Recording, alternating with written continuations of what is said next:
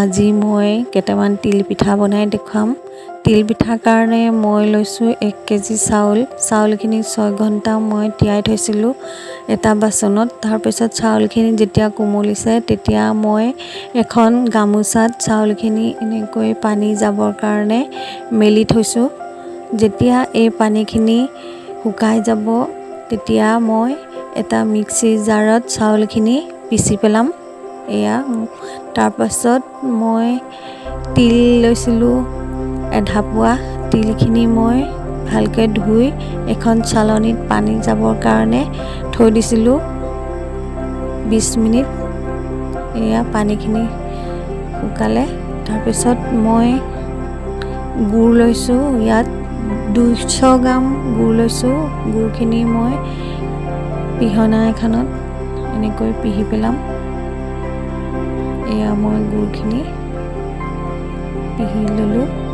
তাৰপিছত তিলখিনি মই এখন শুকান টেৱাত ভালকৈ ভাজিম যেতিয়ালৈকে তিলৰ পানীখিনি শুকাই নাযায়। আৰু যেতিয়া তিলখিনি ফুটিবলৈ আৰম্ভ কৰিব তেতিয়া মই এটা মিক্সিত তিলখিনি গুড়ি কৰি ল'লোঁ। তাৰপিছত গুড়খিনিৰ লগত তিলখিনি মই সানি পেলালোঁ। এনেকৈ যেতিয়ালৈকে তিল আৰু গুড়খিনি মিক্স হৈ নাযায় তেতিয়ালৈকে মই এনেকৈ সানি থাকিম। এতিয়া মই এখন টেৱা গৰমাই থৈছিলোঁ।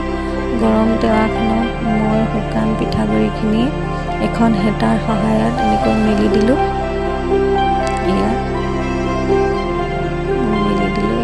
ধুনীয়াকৈ মোৰ পিঠাটো হৈ গৈছে। তাৰ মাজত মই তিল আৰু গুড়ৰ মিক্সাৰটো দি দিম।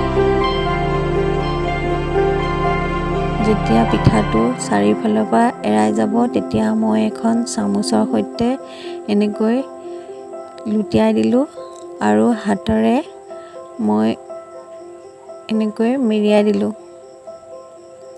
মোৰ এটা তিল পিঠা হৈ গ'ল। আকৌ এটা মই এনেকৈ বনাম।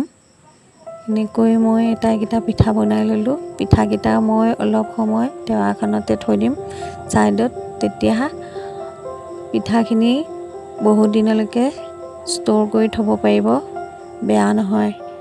আৰু এটা পিঠা মই এনেকৈ বনালোঁ।